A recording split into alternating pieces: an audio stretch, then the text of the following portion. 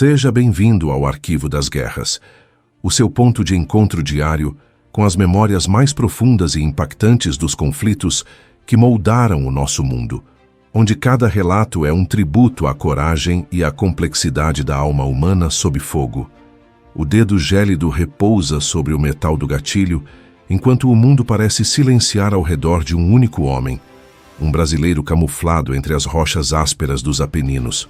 No centro de sua mira telescópica, a vida de um alto oficial alemão está por um fio, e com ela, o destino de centenas de soldados que aguardam o início de um massacre.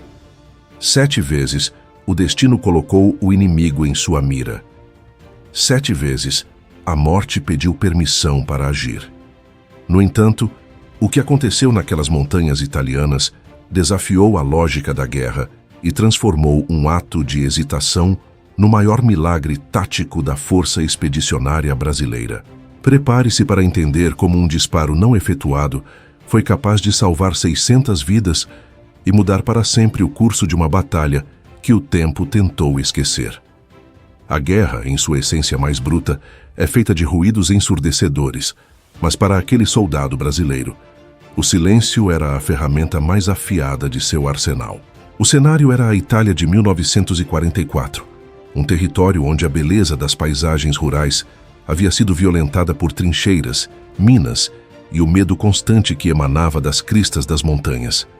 A Força Expedicionária Brasileira, os nossos pracinhas, carregavam nos ombros não apenas o peso de seus equipamentos, mas a responsabilidade de provar ao mundo que o Brasil não era apenas um país tropical distante, mas uma nação capaz de enfrentar a máquina de guerra mais temida da Europa. O frio era um inimigo à parte, um invasor que atravessava os uniformes muitas vezes inadequados e se instalava nos ossos, transformando cada movimento em uma tarefa hercúlea. Naquele dia específico, a névoa subia pelas encostas como um fantasma branco, escondendo segredos que poderiam ditar o sucesso ou o fracasso de um avanço inteiro. O atirador em questão ocupava uma posição privilegiada, um ninho de observação escondido entre pedras e arbustos secos, onde a paciência era a única companhia.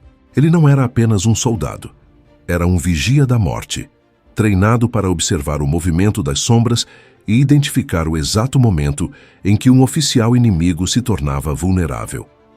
A missão era clara: neutralizar alvos estratégicos para desestabilizar a linha de comando alemã antes que o ataque principal começasse. Do outro lado do vale, a movimentação nazista era intensa, porém organizada, refletindo a disciplina de uma tropa que, embora acuada, ainda lutava com a ferocidade de quem não tinha mais nada a perder. Foi então que ele o viu pela primeira vez através das lentes de sua luneta. Um oficial alemão cujas insígnias brilhavam discretamente sob a luz filtrada pelas nuvens caminhava com uma confiança que beirava a arrogância.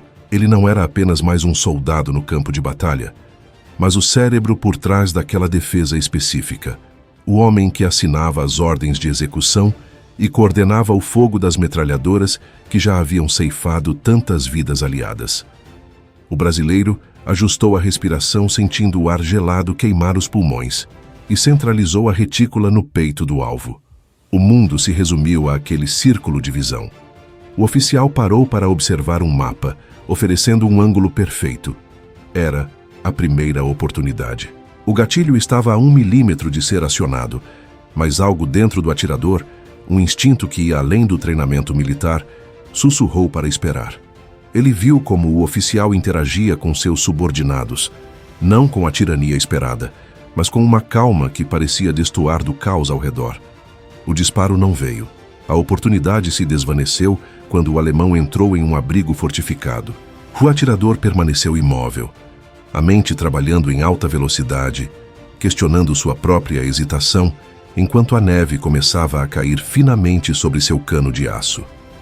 Ele sabia que cada minuto que o oficial permanecia vivo era um risco para seus companheiros, mas o peso daquela morte parecia carregar uma gravidade diferente, um pressentimento de que o destino ainda não havia terminado de jogar suas cartas naquele tabuleiro de gelo e sangue.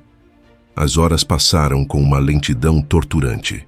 O sol mudava de posição, alterando as sombras nas encostas e forçando o brasileiro a reajustar constantemente sua camuflagem para não ser descoberto por contra-snipers. A segunda oportunidade surgiu quando o oficial saiu para inspecionar uma bateria de artilharia. Ele estava exposto, claramente visível contra o fundo escuro de uma entrada de caverna. Novamente, a mira foi travada. Novamente, o dedo encontrou o gatilho. O brasileiro podia ver o vapor da respiração do alemão. Ele poderia ter terminado tudo ali, transformando aquele homem em apenas mais uma estatística de guerra. Mas o oficial começou a apontar para o vale, gesticulando de uma forma que sugeria uma redistribuição de tropas, não para o ataque, mas para uma possível retirada ou reposicionamento defensivo. Algo naquelas ordens visuais capturadas pela luneta fez o atirador hesitar pela segunda vez. Ele começou a perceber que aquele oficial não estava apenas comandando. Ele estava organizando um contingente muito maior do que a inteligência brasileira havia previsto. Se ele morresse agora, o comando passaria para alguém possivelmente mais agressivo, ou pior. A tropa alemã, em pânico e sem liderança, poderia iniciar um fogo de barragem desesperado sobre as posições brasileiras que estavam logo abaixo, prontas para o avanço. A terceira e a quarta chances vieram em sucessão rápida durante o meio-dia. O oficial circulava pelas trincheiras, ora oferecendo o perfil, ora as costas. Em cada uma dessas ocasiões, o brasileiro sentia a pressão do dever militar esmagando sua consciência. Ele era um sniper, sua função era matar. No entanto, ele começou a notar um padrão estranho. O oficial alemão estava reunindo os homens em grupos específicos, e esses grupos estavam se movendo para áreas que não eram os pontos óbvios de emboscada. O atirador brasileiro, com sua visão privilegiada, começou a montar um quebra-cabeça mental. Ele percebeu que, por trás daquele oficial, havia um setor inteiro da montanha ocupado por quase 600 soldados alemães que estavam prestes a ser cercados pelo avanço aliado. Se aquele oficial fosse eliminado, o caos resultante impediria qualquer tentativa de rendição organizada ou retirada estratégica, forçando um combate corpo a corpo dentro de uma armadilha onde ninguém sairia vivo.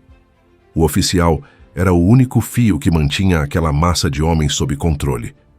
Na quinta vez que o viu, o brasileiro teve o oficial em sua mira por quase 5 minutos seguidos. Foi o momento de maior tensão. O oficial sentou-se em uma pedra, retirou o capote e começou a comer um pedaço de pão seco, olhando para o horizonte. Ele parecia um homem cansado, um ser humano que também sentia o frio e a fome, e não apenas um símbolo da opressão nazista. O sniper brasileiro viu ali, através da lente, a vulnerabilidade nua da existência. Ele percebeu que, se puxasse o gatilho, ele estaria matando não apenas o comandante, mas a única chance de um desfecho que não terminasse em um banho de sangue desnecessário para ambos os lados. O entardecer começou a pintar o céu de tons roxos e alaranjados, tornando a visibilidade mais difícil.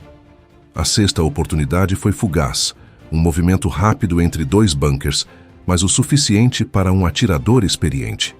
O brasileiro não se moveu. Seus olhos estavam vermelhos de cansaço. Seus membros doíam pela imobilidade, mas sua determinação em seguir seu instinto era agora absoluta. Ele já não via o oficial como um alvo, mas como uma peça fundamental em um mecanismo de preservação que ele mesmo estava tentando entender. A sétima e última oportunidade surgiu quando a noite já ameaçava dominar tudo. O oficial saiu uma última vez para a crista da colina, acendendo um cigarro. A pequena brasa brilhava na escuridão como um farol para a morte. O brasileiro ajustou a compensação do vento, sentindo o clique suave da luneta. Ele sabia que aquela era a última vez que o veria antes do ataque programado para a madrugada. O silêncio da montanha era tão profundo que ele podia ouvir o próprio coração batendo contra as costelas. O oficial alemão deu uma última tragada, olhou para o céu e voltou para dentro das sombras definitivas do acampamento. O brasileiro baixou o fuzil. Suas mãos tremiam, não de frio, mas pelo peso das 7 vidas que ele havia permitido que continuassem existindo naquele oficial. Ele sabia que muitos o chamariam de traidor ou covarde se soubessem, Mas no fundo de sua alma, ele sentia que o silêncio de seu fuzil tinha falado mais alto do que qualquer explosão. A noite avançou e o plano brasileiro de cercar a colina entrou em sua fase final. Milhares de soldados se moviam como sombras pelas trilhas íngremes, cercando silenciosamente as posições onde o oficial alemão e seus 600 homens estavam acampados. O atirador, agora integrado à sua unidade de infantaria para o avanço final, sentia o estômago dar voltas. Ele se perguntava se sua decisão custaria a vida de seus amigos. Se aquele oficial, agora vivo graças a ele, daria a ordem de abrir fogo com as temíveis metralhadoras MG-42 assim que o primeiro brasileiro fosse detectado. A tensão era elétrica. Cada estalo de galho seco parecia uma bomba. Quando a ordem de ataque finalmente foi dada, o que se seguiu não foi o massacre esperado, mas algo que deixaria os oficiais brasileiros e os historiadores boquiabertos. Em vez de uma resistência desesperada e suicida, os alemães pareciam estar esperando. As luzes de sinalização subiram ao céu, iluminando a encosta, e o que viram foi uma cena de rendição em massa. Os 600 soldados alemães estavam desarmados, alinhados de forma organizada, sob o comando direto daquele mesmo oficial que estivera na mira do sniper durante todo o dia. Ele havia usado aquelas horas de sobrevida para convencer seus homens de que a luta era inútil e que a única forma de preservar a vida de todos era a capitulação imediata. O oficial alemão, ao se entregar aos comandantes brasileiros, manteve uma postura de dignidade que impressionou a todos. Ele explicou que sabia que estava sendo observado durante todo o dia, que sentia a presença da morte espreitando em cada rocha, mas que algo o fez acreditar que ele tinha tempo para salvar seus subordinados. O atirador brasileiro, observando de longe, viu o homem que ele poderia ter matado 7 vezes entregar sua pistola e liderar seus 600 soldados para fora da guerra e de volta para a possibilidade de um futuro. Naquele momento, o sniper compreendeu a magnitude do que havia feito. Se ele tivesse atirado na primeira, na terceira ou até na 7ª oportunidade, o comando alemão teria caído em mãos irracionais. A rendição nunca teria sido organizada. E os 600 homens teriam lutado até o último cartucho, levando consigo centenas de brasileiros em um confronto final sangrento. O silêncio do seu gatilho foi, na verdade, o comando de cessar-fogo mais eficaz de toda a campanha na Itália. Mas a história não termina na rendição. O pós-batalha trouxe reflexões profundas sobre a natureza da moralidade no campo de combate. O atirador brasileiro nunca buscou medalhas por sua hesitação e, por muito tempo, o segredo daquelas 7 oportunidades perdidas ficou guardado apenas entre ele e as montanhas. No entanto, os detalhes técnicos daquela operação revelaram o quão preciso e letal ele era. Se ele não atirou, não foi por falta de habilidade, mas por um excesso de humanidade. O impacto dessa decisão ecoou através das décadas, servindo como um lembrete de que, mesmo no inferno da guerra, o discernimento individual pode ser a última linha de defesa contra a barbárie total. A economia de munição daquele dia resultou na maior economia de vidas de sua unidade. Os soldados brasileiros que voltaram para casa, que se casaram, tiveram filhos e netos, muitas vezes sem saber que deviam sua existência ao fato de um sniper ter decidido, 7 vezes seguidas, que a vida de um inimigo valia mais para a paz do que sua morte valeria para a vitória imediata. A trajetória da FEB na Itália é repleta de atos heróicos de bravura sob fogo, mas este caso específico destaca uma forma diferente de heroísmo: a coragem de não agir quando a ação é o caminho mais fácil. Enquanto os tanques e as granadas resolviam os problemas geopolíticos, a consciência de um único homem brasileiro resolveu o destino de 600 famílias alemãs e brasileiras, que sem aquele gesto estariam hoje chorando sobre túmulos em solos estrangeiros. O frio dos Apeninos parecia menos cortante agora que a batalha havia terminado, sem o som característico dos disparos de precisão que o brasileiro tanto dominava. Ele olhou para o seu fuzil, o instrumento que poderia ter sido uma foice, mas que se tornou por um dia um cetro de misericórdia. O roteiro daquela guerra foi escrito com sangue, Mas aquele capítulo específico foi escrito com a tinta invisível da compaixão e da inteligência emocional, provando que o arquivo das guerras guarda segredos que vão muito além das táticas de infantaria, alcançando as profundezas do que significa ser humano quando tudo ao redor convida à desumanização. Conforme as tropas brasileiras avançavam para novas frentes, o oficial alemão e seus homens foram levados para a retaguarda como prisioneiros de guerra, mas com a promessa implícita de que voltariam para suas casas. O atirador brasileiro, cujo nome se perderia propositalmente em alguns relatos para proteger sua identidade da época, sentiu que sua missão havia sido cumprida de uma forma que nenhum manual militar poderia ensinar. Ele não apenas sobreviveu à guerra, ele permitiu que a vida sobrevivesse a ela. A névoa que antes parecia um fantasma, agora parecia um véu que se levantava, revelando um campo de batalha limpo de novos cadáveres, um silêncio que, pela primeira vez em meses, não era precedido pelo medo, mas pela paz profunda de quem sabe que fez a coisa certa, mesmo quando o mundo inteiro esperava o contrário. A rendição dos 600 homens não foi apenas um evento logístico, mas um fenômeno psicológico que varreu as fileiras da Força Expedicionária Brasileira como um vendaval de alívio. Enquanto os soldados alemães desciam as encostas, despojados de suas armas, mas mantendo uma disciplina quase espectral, o atirador brasileiro permanecia em sua posição de vigia, observando a coluna humana se arrastar pelo vale. Ele via, através da mesma lente que antes buscava o ponto letal, os rostos agora revelados pela luz da manhã. Jovens que mal tinham barba para barbear, homens velhos com olhos perdidos na exaustão, e à frente de todos, o oficial que ele poupara 7 vezes. Aquele comandante caminhava com os ombros eretos, não por orgulho nazista, mas pela dignidade de um líder que sabia ter trocado sua honra militar pela sobrevivência de seus subordinados. O sniper sentiu o peso do fuzil em suas mãos diminuir, como se o aço tivesse se tornado subitamente mais leve, agora que o propósito de matar havia sido substituído pela evidência da vida preservada.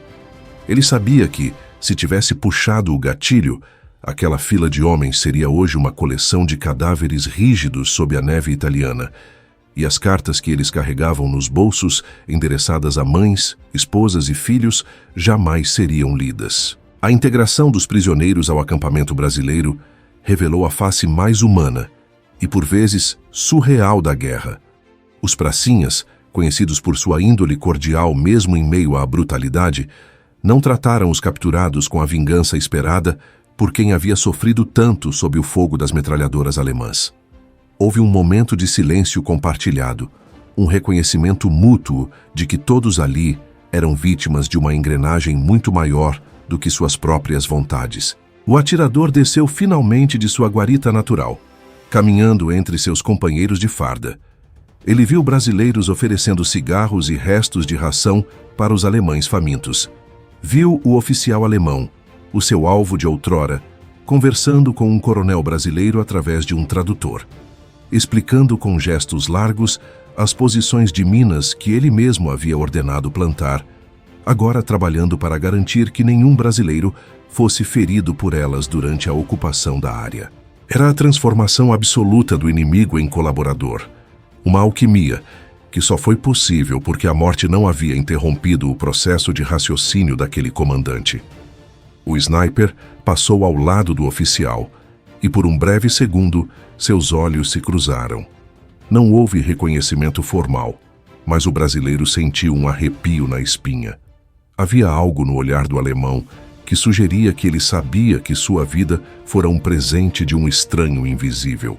Nos dias que se seguiram, a história daquele sniper começou a circular em sussurros pelas tendas da FEB. No início, houve quem questionasse sua hesitação, argumentando que a função de um atirador de elite é eliminar a ameaça sem hesitar.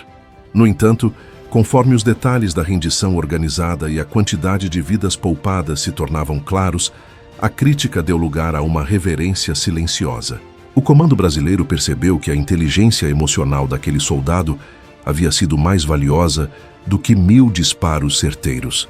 Se a batalha tivesse ocorrido, as baixas brasileiras seriam massivas, dado que os alemães ocupavam o terreno elevado e estavam fortificados. A decisão de não atirar economizou não apenas munição e tempo, mas evitou que centenas de lares brasileiros recebessem o temido telegrama informando a morte de um filho. O atirador tornou-se um símbolo vivo de uma filosofia que os pracinhas carregavam: a de que o brasileiro não fazia guerra por ódio, mas por dever, e que o dever maior é sempre o de preservar o que resta de humanidade no caos. O impacto dessa experiência mudou o atirador para sempre. Ele continuou servindo até o fim da campanha na Itália, participando de outras batalhas e enfrentando outros perigos, mas o dedo no gatilho nunca mais foi o mesmo. Ele desenvolveu uma sensibilidade quase mística para o campo de batalha, sendo capaz de ler as intenções do inimigo não apenas pelos movimentos táticos, mas pela energia que emanava das posições adversárias.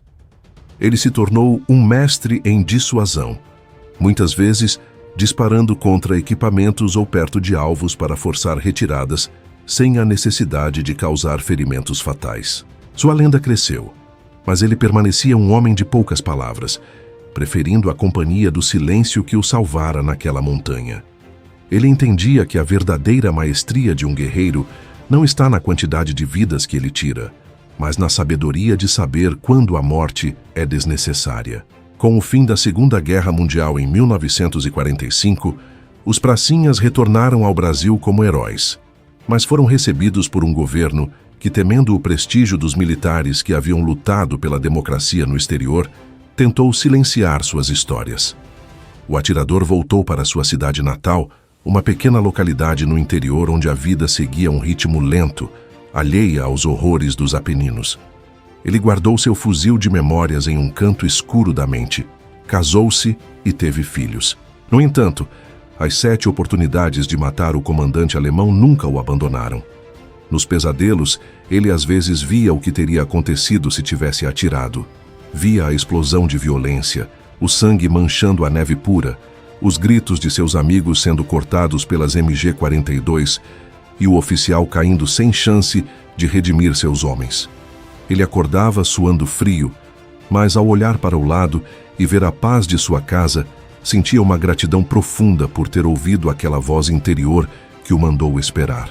Anos mais tarde, por meio de associações de veteranos e trocas de correspondências internacionais, que começaram a surgir com a abertura dos arquivos de guerra, soube-se que o oficial alemão poupado havia sobrevivido à prisão e retornado para a Alemanha, onde se dedicou a reconstruir sua comunidade e ajudar famílias de soldados desaparecidos. Ele nunca esqueceu aquele dia na montanha. Em suas próprias memórias, escritas em uma pequena aldeia na Baviera, ele mencionou a mão invisível de Deus, que o protegeu enquanto ele estava exposto, permitindo que ele completasse sua última e mais importante missão: salvar seus 600 rapazes de um destino cruel. Ele nunca soube o nome do brasileiro que o vigiava, mas escreveu que rezava todas as noites pelo soldado que teve a coragem de ser clemente.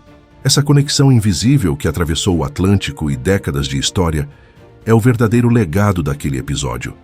2 homens que deveriam ser inimigos mortais tornaram-se cúmplices na criação de um futuro.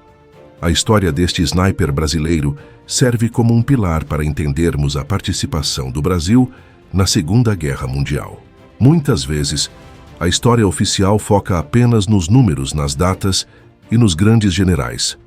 Mas o Arquivo das Guerras busca resgatar justamente esses momentos de microdecisões que alteram o curso do universo.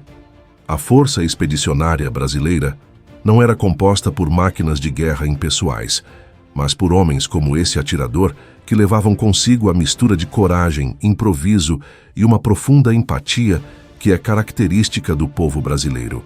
A cobra fumou, não apenas porque o Brasil entrou na guerra, mas porque o fez de uma maneira que deixou uma marca de humanidade em solo europeu, algo que os italianos das regiões libertadas lembram até hoje com carinho e gratidão. Ao refletirmos sobre as 7 vezes que o gatilho não foi acionado, somos forçados a questionar nossa própria percepção de vitória. O que é vencer em uma guerra? É aniquilar o outro totalmente ou é criar as condições para que o conflito termine com o menor custo humano possível? Para aquele brasileiro, a vitória não foi contada em corpos, mas em batimentos cardíacos que continuaram a ecoar muito depois que os canhões silenciaram. Ele provou que um sniper pode ser mais do que um executor. Ele pode ser um árbitro do destino, um guardião que decide que, naquele dia específico, a morte não teria a última palavra.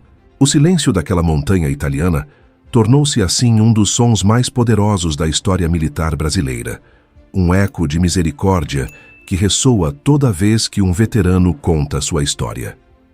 Hoje, quando olhamos para as fotos amareladas dos nossos pracinhas, vemos rostos cansados, mas olhos que carregam uma profundidade difícil de traduzir.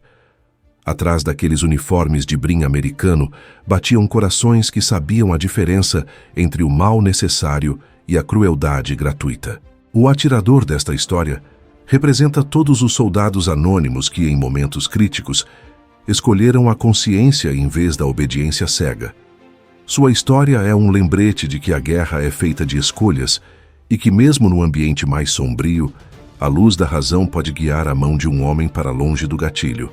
As 600 vidas alemãs salvas, somadas às centenas de vidas brasileiras preservadas pela rendição, formam uma linhagem de milhares de descendentes que hoje caminham pelo mundo sem saber que sua existência dependeu da paciência de um jovem brasileiro escondido entre as pedras de uma encosta gelada. O Arquivo das Guerras honra essa memória, não para glorificar o conflito, mas para celebrar a capacidade humana de transcender a violência. A trajetória desse sniper nos ensina que o poder supremo não é o de tirar a vida, mas o de concedê-la quando se tem todo o direito e a habilidade de fazer o contrário. Enquanto as medalhas de muitos generais acumulam poeira em museus, o ato de coragem silenciosa deste atirador continua vivo em cada história de paz que surge das cinzas da guerra. Ele não apenas salvou 600 homens, ele salvou a ideia de que, mesmo sob o uniforme de um inimigo, ainda existe um semelhante que merece a chance de voltar para casa.